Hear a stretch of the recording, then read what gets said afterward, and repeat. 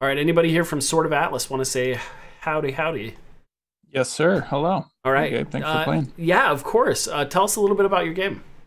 Sure. So, Sword of Atlas is a tactical role-playing game, and what we're trying to do here is combine a few classic RPG mechanics. So, an ATB meter, kind of like old school Final Fantasy, where it's not quite turn-based, but you're waiting for your ATB meter to fill before you can make an action, and we're doing that on top of a grid. So, combining some classic RPG mechanics. Also trying to layer in a little bit of player choice and some narrative. So kind of a truncated RPG experience. I love it. And is this a brand new title screen? Yeah, it's a couple weeks old. We're still iterating on it, but yeah, we've made a couple refreshes of that. Any changes you want to make to this? Yeah, we're actually implementing more of a 3D scene that will overlay. So yeah, it'll have a little bit more depth to it. I love it. Are you going to include a sword? A sword? I don't think the sword's going to be featured in the title screen, unfortunately. A fascinating choice. A bold choice. Bold choice. Bold choice. All right, here we go. So just new game or dev level? Sure, yeah, go ahead. You go ahead and start fresh. Here we go, friends. It's been a while. I'm excited for the new updates. So this almost feels like a fresh playthrough.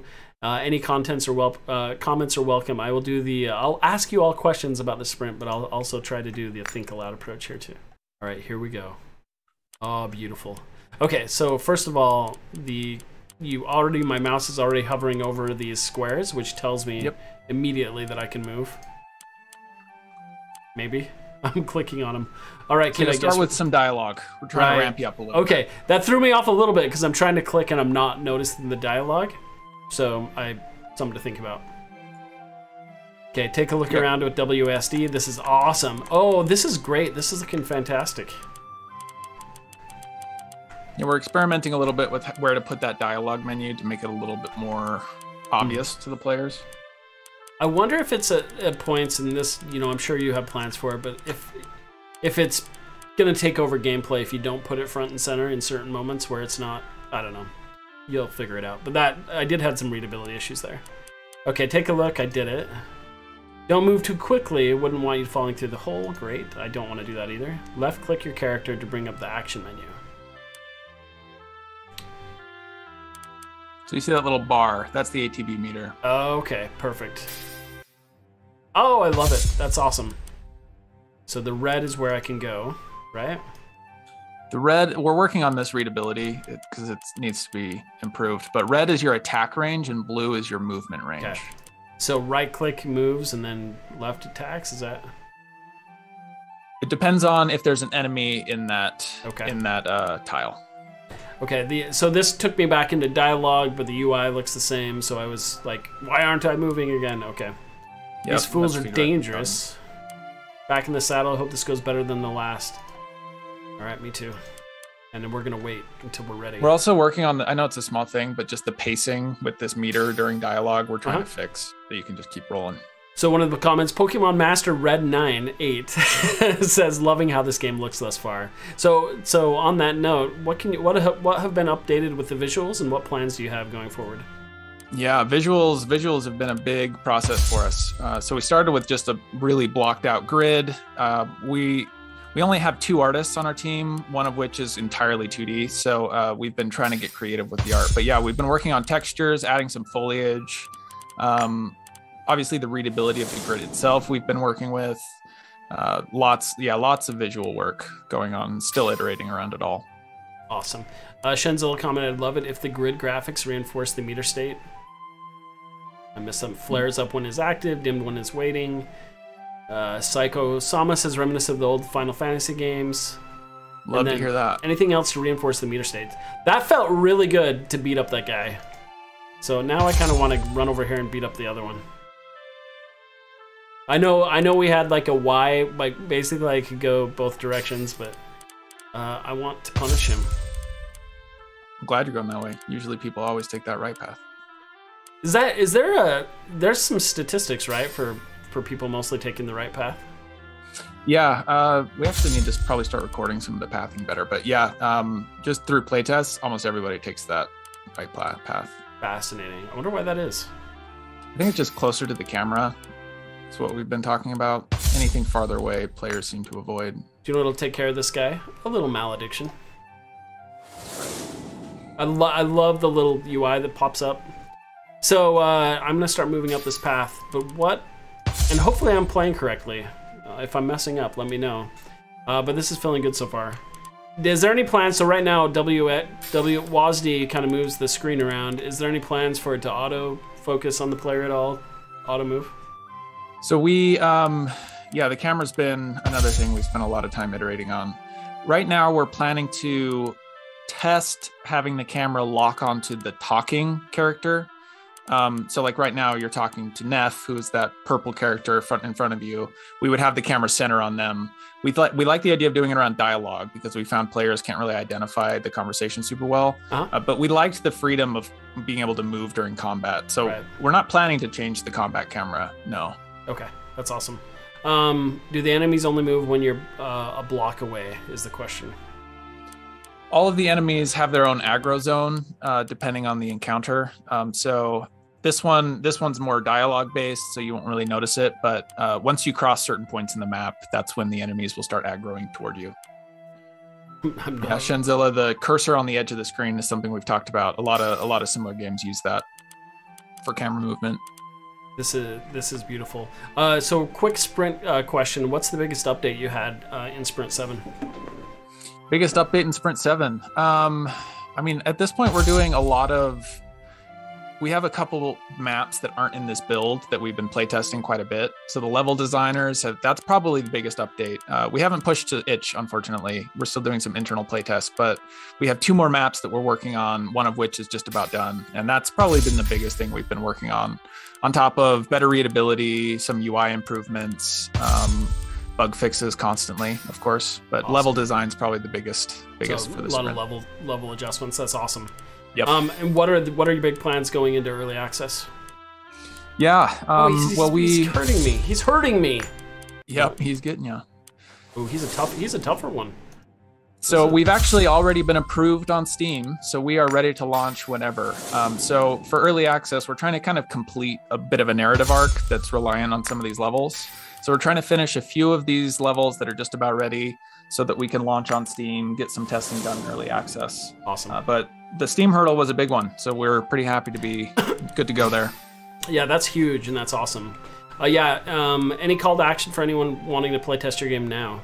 Yeah, let me drop our itch in Twitch chat. So that link also has a bunch of our socials. We've been doing developer interviews, trying to do them every week. A little bit behind with the sprints recently, but I didn't mean to do that. If you press spacebar, it'll kind of back out of your last menu option. We need to do a little bit better job of telling the player about some of these inputs. But yeah, that itch page, we'd love to have you playtest. We have a form on there you can fill out for any feedback you have.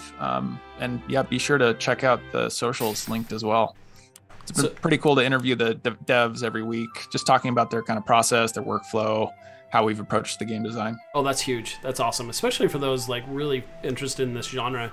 So I noticed the music didn't change when I'm attacking and I'm in those moments of battle. Is there any updates planned for the audio going forward? Yes, I'm glad you asked. So we've been working with a really talented group at the Berklee College of Music out in Boston, and so they've been working on different audio tracks for us, and one of our engineers has been trying to figure out how to integrate it and blend between some of those modes. So yeah, that's a big goal we have before launching, is to get some of those audio transitions better. Especially when we have such talented audio people, we want to make sure they're implemented well. Yeah, I think this has been repeated, but big shout out to the Berklee School of Music. Thank you so much for being a friends of EAE, and it's a great collaboration between the two schools.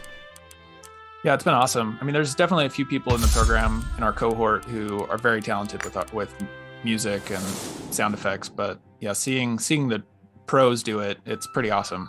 It goes a long way. So I just hit this dude with the bow. I honestly thought he was a friend, but I decided to attack him anyway. Is that...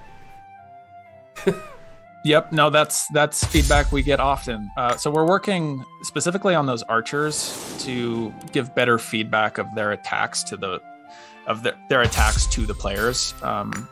We think we've come a long way kind of giving feedback for combat, but yeah, the archers need a little bit more love for sure. Okay, great. Yeah, I kind of feel like we're fighting monsters at the beginning, and this, Yep. he doesn't feel like he feels like a friend than foe. One thing we tested, you see those little icons above? You'll notice that the archer has that like almost bat looking icon above it versus the party. Yeah. So that's a subtle way we're trying to show who's Yeah. party and who's enemy. But yeah, that's really good feedback knowing. Yeah, I think that was pretty. wasn't obvious. That actually is pretty subtle. I noticed it on the other monster, but I actually, since it's kind of semi-transparent, I think the biggest thing is I would say just double down on this visual language of enemies looking like more monstrous. But yeah, that's super helpful. Gabe, what do you think about the environment art? We've gotten mixed feedback about the styling. We liked the kind of 2D sprite on top of a more 3D environment. But yeah, any feedback you have there would be great. So it's growing on me. That's the thing. I think you could go even more stylized with the 3D art to kind of match it a little bit more. But I think going on, I've made this comment before, but I think finding ways to integrate that the 2D sprite in with the 3D a little bit more, those puddle passes underneath, those sprites casting shadows on the 3D environment, I think you'd be surprised how well that goes into creating a synergistic kind of a relationship between the two, and marrying them together. I think the more you can make them feel less disparate, the better, if that makes sense. No, totally. Yeah, that's really good feedback. But I know you're getting kind of those strong opinions, but I personally think that I would like to see what people's opinions are after you do that. And even moments up here, like you have some shadows, I think, going through the game, but even these moving banners, if they had some shadows, and then the players themselves kind of mimicked that. Some to play with. The cheap approach would be just a puddle pass underneath it, just this shadow that projects underneath them, so it's a fake shadow. But that still would help make them feel like they belong there. It would be like rooted in the scene. Exactly. Yeah, I totally get what you're saying. So glad to hear that you like it generally, though. I think it's grown on us as well. We find it actually quite charming a little bit, so yeah, we're pretty happy with how it's coming together, but that's really good feedback on the shadows.